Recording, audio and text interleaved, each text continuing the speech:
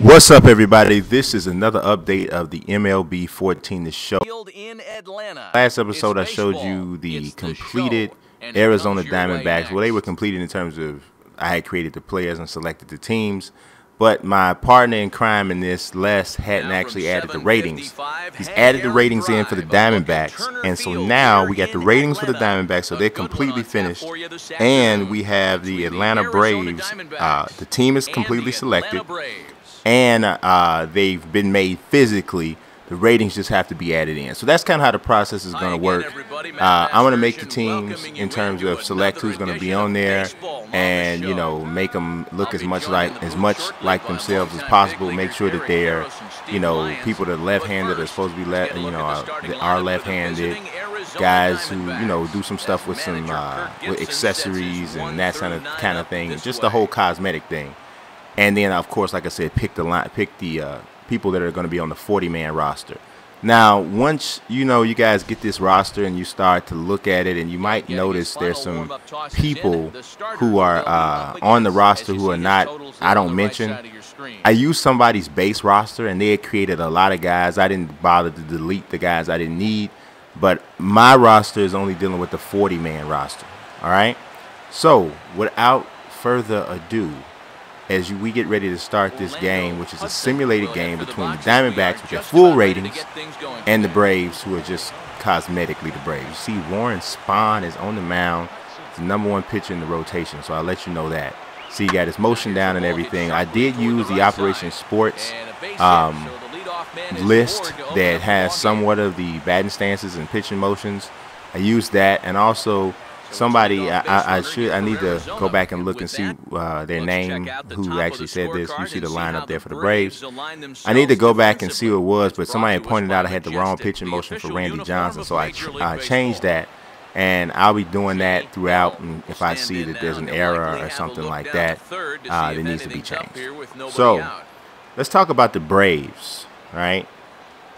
We got #1 overall. And this might be the highest FPVR rating. In case you don't know what that is, I'll give you a brief thing. It's the franchise player value rating, a little formula I came up with to to determine which players had been the most valuable to each franchise. So the last team we did was the Diamondbacks. Luis Gonzalez had a 200.75 rating. Is the highest position player for the Diamondbacks, and Randy Johnson was at a 298.8. He was the highest pitcher. Now, the way the formula is set up is usually hitters are going to have a higher FPVR than pitchers, but that's just how great Randy Johnson was. So there's that. Now, all of that said, look at the FPVR for Hank Aaron. 456.3. Is that bananas or what? Now, how did that happen, right? Well, I'm not going to break down every single point, because if you want to see the formula, I put it in the last video. As a matter of fact, you know what I think I'm going to do? I'm going to put the formula in the description of each one of these updates. So in case anybody wants to understand how this came about, they can just look at the description. But just to give you a brief thing of it, Hank Aaron, 21 seasons, right, with the Atlanta Braves. So just off of the top, just with that alone, right, he already had, that's 42 points already, because I'm basically giving guys, 2 points for every season, right? So I believe there's 3 years he led the league in home runs, which is kind of shocking because he's got 755 career. But yeah, he only actually led the league in home runs 3 times. So that's another 6 points. Then you got 3 times leading the league in RBIs. That's another 6 points. Then, of course, we use the runs created per season, which was ridiculous for him as well. And then I believe there's like 18 All-Star games. So he's like 18 times 10. That's 180. So it just goes higher and higher. So that's how, just like a brief explanation of how his FPVR got that high. #2 is Chipper Jones, longtime Atlanta Brave. And #3 was Dale Murphy. Dale Murphy is not even in the Hall of Fame. 2 MVP awards and not even in the Hall of Fame. That's, like, to me, the biggest travesty in the whole Hall of Fame discussion. How is Dale Murphy not in the Hall of Fame? But anyway, Eddie Matthews is #4. Andrew Jones is #5. Hugh Duffy. Now, I know every one of you are probably saying, who in the devil is Hugh Duffy? All right, let me explain. We didn't see this much with the Diamondbacks because it's a relatively new franchise. But with the Braves, a franchise that goes all the way back into the late 1800s, there's a lot of guys statistically who, if you're just going by the stats, deserve to be on this team. Now, it's some different stuff involved here. So you got, obviously they weren't giving out gold gloves and either MVPs. The All-Star game didn't even get invented until 1933, right? So some of these players that played before then, they're not gonna, you know what I mean, they wouldn't be privy to those type of numbers. So this is what I came up with. This is a new update to the FPVR for baseball. If a player played before, if a player played before the All-Star game was invented, to kind of balance it out, if they were, now you got to stay with me because this is kind of crazy. If they get elected to the Hall of Fame, right, then I'm going to give them a maximum of 100 points. The only way they're going to get that 100-point bonus is if their entire career was played with that team, right? So Hugh Duffy went to the Hall of Fame, but his entire career wasn't played with the Braves. So I didn't take the whole 100 points away. I can't remember what percentage it was. I think it was like 60% of his career was with the Braves. So I gave him 60 points instead of 100. So I tried to do that just to try to compensate, and it seemed to work out pretty well. The really, really good players from the, early eras of baseball seem to be finding their way on the team, sprinkled here and there, but not overwhelming. I mean, because some of the stuff, their statistics back in the day was like crazy. There's guys that like 57 wins. There's guys that pitch 600 innings. All kinds of craziness, right? So we got to kind of balance it out. Like I said before, nothing is going to be perfect, but this was my way to try to make it as balanced as possible. So anyway, number 7, Dale Crandall. Number 8, a lot of people might be surprised Dale Crandall beat out like Brian McCann, Javi Lopez, all those people. But number 8, Bob Elliott. Number 9, Brian McCann. Number 10, Wally Berger. Number 11, Rapid Marinville. Number 12, the crime dog, Fred McGriff. Number 13 is Javi Lopez. Number 14, Joe Torre. 15, Billy Hamilton. 16, Johnny Logan. 17, David Justice.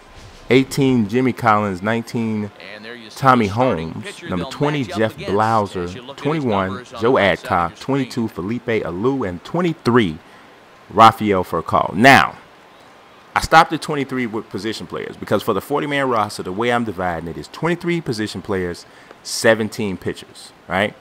So you look in here, and I don't think I designated this last time, so we're going to work on this, get it better for every video. The guys who you see, their names are in bold. Those are the those are the guys who are going to be on the major league roster, all right? The major league roster.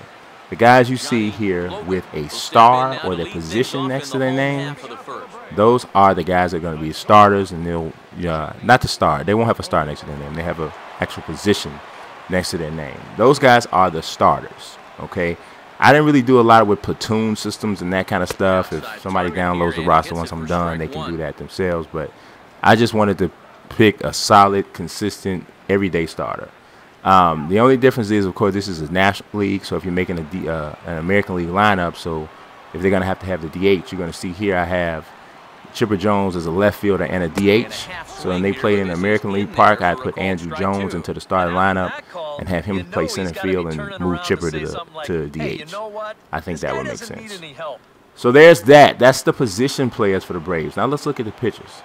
Now a lot of these pitchers are going to be starters. So, of course, we can just put some of the starters that didn't make the rotation into the bullpen. But I did want to have at least 2 or 3 guys who pretty much their entire career was as a reliever. So let's look at the pitchers. Starting off, Warren Spahn had the highest. He just nipped Greg Maddux with the highest FPVR from pitchers for the Braves. Still didn't touch Randy Johnson, though. But Greg Maddux was second. So this top 5 that you're going to see here, this is actually going to be the rotation. Maddox is second, Tom Glavine's third, John Smoltz is fourth, which of course he could be a reliever too, because he led the league in saves one year with 55. I don't know if he's the only guy, but I think he is. Somebody will tell me this for sure. Is he the only dude in modern era baseball? In modern era baseball to ever lead the league in wins and saves. Obviously not in the same season, but you know, different times. I don't know. Anyway, the number 5 starter is Kid Nichols. That's another player from yesteryear. And we got Phil Negro, John Clarkson's another old timer. Well, a lot of these guys are old timers. I'm talking about like before the World War II kind of old timer, just like, you know what I'm talking about. Vic Willis, Lou Burdett. Lou Burdett don't get no love, man. Lou Burdett was the MVP of the World Series for the Braves. He got to be on the team, right? The closer is Craig Kimbrell. Craig Kimbrell. If I'm not mistaken, he might be the only. Yes, he's the only guy who still plays for the Braves that's on the team. Period. That's something. But yeah, he's the only dude. There's a couple guys that are still active, but they're not with the Braves anymore. You know, you got a couple guys like McCann is still active. We got Furcall is still active. Only 2 active guys with the Braves that are on the team. But yeah, but Kimbrell is the only one who is still on the. I mean, well, those guys are active, and then they're on this team, but they're not on the Braves in real life. Kimbrell is the only one that's on the all-time Braves team and on the currently playing for the Braves. We got Tommy Bond at 11, Steve Avery at 12, Charlie Leibrandt at 13, Kevin Millwood at 14, Kent Merker at 15, Bill James at 16, and rounding out the team is Mike Remlinger. So, now, questions that might come up. Somebody asked me this. They said if a guy is on, like, can he make two different teams? So can a dude be, you know, all time on 2 different teams? The answer is going to be yes, as long as their FPVR is high enough on each one of those teams separately. So the first person that came to my mind who might actually make 2 different teams, and I'm sure there's other people, it's Frank Robinson. Frank Robinson won the MVP for both the Reds and the Baltimore Orioles. I think he's still the only dude in the Major League history to ever win the MVP in both leagues. So I'm pretty sure, is probably going to make both teams. I haven't gotten to the Orioles and the Reds yet, but I think he probably will. Greg Maddux may have an opportunity to make it with the Cubs and the Braves. It's not like my Cubs have a great history of awesome pitchers. So Maddux might win it. He did win a Cy Young with the Cubs, so that'll help quite a bit. We'll see. I will let you know. But that's this episode of the Legend Project update. So y'all stay tuned for the next episode. The next episode will have the fully rated Braves taking on whoever the next team is that I do. I can't remember who it is going to be right now. I'm going kind of in alphabetical order. So yeah, y'all stay tuned. Y'all subscribe, follow.